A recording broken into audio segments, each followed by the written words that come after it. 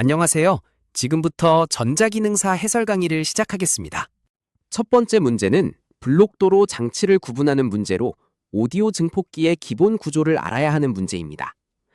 입력 신호가 전치 증폭기, 주 증폭기, 전력 증폭기를 거쳐 출력 변환기를 통해 출력되는 블록도는 어떤 장치일까요? 여기서 정답은 2번, 오디오 증폭기입니다. 주어진 블록도는 오디오 증폭기의 기본 신호 흐름을 나타냅니다. 전치 증폭기에서는 마이크나 픽업 같은 센서에서 들어오는 매우 작은 신호를 1차로 증폭해 잡음 대비 신호 레벨을 확보합니다. 그 다음 주 증폭기에서 본격적인 전압 증폭을 수행하여 신호 크기를 충분히 키운 뒤 전력 증폭기에서 스피커를 구동할 수 있을 만큼 전류를 증폭합니다. 최종적으로 출력 변환기인 스피커가 전기 신호를 음파로 바꿔 소리로 재생하는 구조입니다. AM 수신기나 FM 변조기는 주파수 혼합이나 변조 블록이 있어야 하고 발진 회로는 증폭 단계가 아닌 신호 생성 회로이므로 정답과 거리가 멉니다. 두 번째 문제는 트랜지스터 동작점 안정화 방법에 관한 문제로 바이어스 회로 구성을 알아야 하는 문제입니다. 트랜지스터의 동작점을 안정화시키기 위한 방법으로 가장 적절한 것은 무엇일까요? 여기서 정답은 3번, 베이스 저항과 이미터 저항을 사용한다입니다. 트랜지스터는 온도 변화나 개별 소자 특성 차이에 의해 동작점이 쉽게 변동합니다. 이를 안정화하기 위해 가장 효과적인 방법은 베이스의 전업 분배 바이어스를 구성하고 이미터의 저항을 함께 사용하는 방식입니다. 이미터 저항은 네거티브 피드백을 형성해 컬렉터 전류가 증가하려 하면 이미터 전압이 함께 올라가 베이스 이미터 전압을 낮추게 되고 결과적으로 전류 증가를 자동으로 억제합니다. 반면 바이패스 캐패시터 제거나 이미터 저항 단락은 안정도를 떨어뜨리고 컬렉터 저항 증가는 이득만 변화시킬 뿐 동작점 안정에는 도움이 되지 않습니다. 세 번째 문제는 공통 에미터 증폭 회로의 에미터 저항 역할에 관한 문제로 온도 안정도 개념을 알아야 하는 문제입니다. 트랜지스터 공통 에미터 증폭 회로에서 에미터 저항 R를 사용하는 주된 목적은 무엇일까요? 여기서 정답은 3번, 온도 안정도를 높이기 위해입니다. 이미터 저항 R는 바이어스 회로의 온도 안정도를 높이는 핵심 역할을 합니다. 트랜지스터는 온도가 상승하면 컬렉터 전류 IC가 자연스럽게 증가하는 성질이 있는데 이때 이미터 저항이 있으면 전류 증가에 따라 저항 양단 전압 강화가 커지고 베이스 이미터 전압 VBE가 감소하게 됩니다. VBE가 감소하면 다시 IC가 줄어드는 방향으로 작용하므로 온도에 의한 변화가 자동으로 상쇄되는 셈입니다. 이런 셀프 바이어싱 구조 덕분에 회로가 넓은 온도 범위에서도 동작점을 안정적으로 유지할 수 있어 실무 증폭 회로 설계에서 거의 필수적으로 사용되는 기법입니다. 안녕하세요. 지금부터 전자기능사 해설 강의를 시작하겠습니다.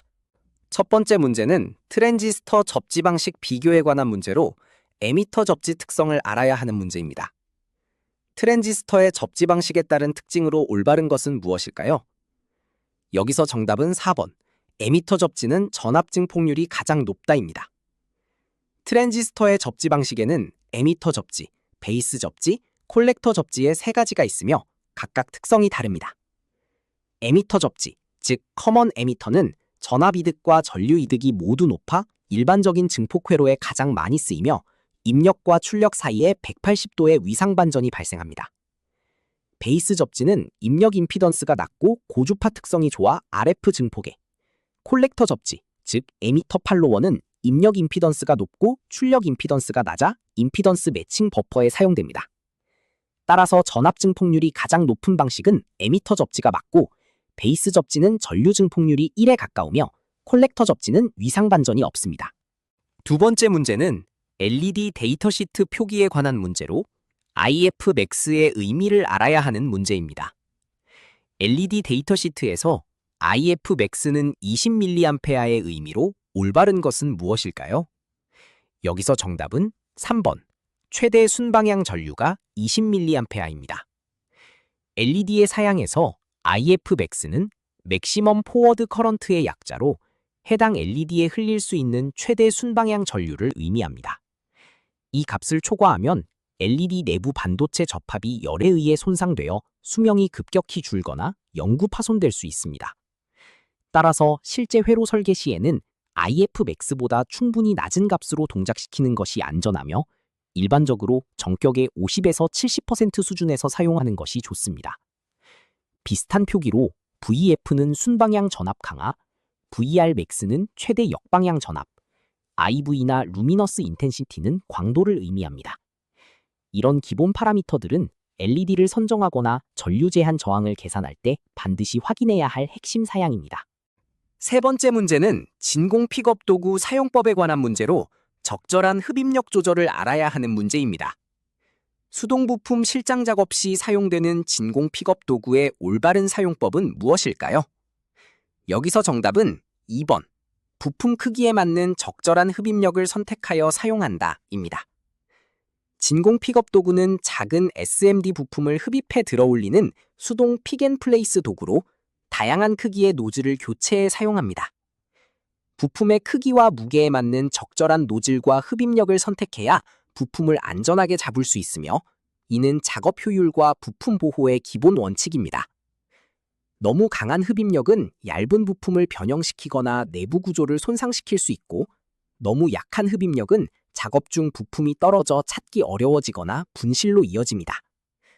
또한 모든 부품에 동일한 흡입력을 사용하면 크기별 특성에 맞지 않아 작업성이 크게 떨어지므로 반드시 부품별 특성에 맞춰 조절해야 안전하고 효율적입니다. 안녕하세요. 지금부터 전자기능사 해설 강의를 시작하겠습니다. 첫 번째 문제는 PSE 마크에 관한 문제로 일본 안전인증 제도를 알아야 하는 문제입니다. 일본의 안전규격 마크인 PSE 마크에 대한 설명으로 옳은 것은 무엇일까요? 여기서 정답은 2번, 전기용품 안전법에 근거한다입니다. PSE는 Product Safety Electrical Appliance and Materials의 약자로 일본에서 전기용품의 안전성을 보장하기 위해 시행되는 강제인증 마크입니다. 일본 전기용품 안전법 DENAN-로에 근거하여 운영되며 일본에서 전기용품을 판매하려면 반드시 이 인증을 획득해야 합니다. PSE 마크는 두 종류로 구분되는데 마름모 형태는 특정 전기용품 Specified Products에 적용되고 원형은 일반 전기용품 Non-Specified Products에 적용됩니다. 자율안전 인증이 아닌 강제 인증이며 모든 전자제품이 아니라 지정된 전기용품에만 적용됩니다. 유럽에서만 통용되는 것이 아니라 일본 고유의 인증이므로 각 나라의 안전규격을 정확히 구분해서 알아두는 것이 중요합니다. 두 번째 문제는 유럽 안전규격 인증 마크에 관한 문제로 유럽연합의 대표 인증을 알아야 하는 문제입니다. 다음 중 유럽연합, EU의 안전규격 인증 마크는 무엇일까요? 여기서 정답은 2번 CE입니다. CE는 Conformité Européen의 약자로 제품이 유럽연합의 필수 안전 요구사항, 건강보호, 환경보호 요구사항을 충족했음을 나타내는 통합 인증 마크입니다. 전기 전자제품이 EU 시장에 진출하기 위해서는 반드시 CE 인증을 획득해야 하며 제조업체가 자체적으로 적합성을 선언할 수도 있고 인증기관을 통해 받을 수도 있습니다. UL은 미국의 안전인증 마크, 언더라이터스 라보레토리, CCC는 중국의 강제인증 마크, 차이나 컴펄서리 서티피케이션, PSE는 일본의 인증 마크입니다. 이처럼 각 국가와 지역마다 고유의 인증 제도가 있으므로 수출 대상국에 맞춰 해당 인증을 획득해야 합니다. 글로벌 시장 진출을 위한 필수 요건이라고 할 수 있습니다. 세 번째 문제는 접지 연속성 시험에 관한 문제로 올바른 측정 방법을 알아야 하는 문제입니다. 접지 연속성 시험기를 사용할 때의 올바른 측정 방법은 무엇일까요? 여기서 정답은 3번, 4선식 측정법을 사용한다입니다. 접지 연속성 시험, Earth Continuity Test에서는 정확한 저저항 측정을 위해 포와이어 측정법, 켈빈 메소드를 사용해야 합니다. 이 방법은 전류 인가용 리드 2개와 전압 측정용 리드 2개를 각각 사용하여 테스트 리드선 자체의 저항이 측정값에 포함되지 않도록 합니다. 접지 저항은 보통 0.1옴 이하의 매우 낮은 값이므로 리드 저항의 영향을 제거하는 것이 필수적입니다. 또한 측정 시에는 안전을 위해 피측정물의 전원을 반드시 끈 상태에서 실시해야 하며 접촉 지점의 산화막이나 오염물은 제거하여 정확한 접촉을 확보해야 합니다. 측정 케이블의 길이도 측정 정밀도에 영향을 주므로 규격에 맞게 사용하는 것이 중요합니다. 4선식 측정법은 저저항 정밀 측정의 표준 방법입니다.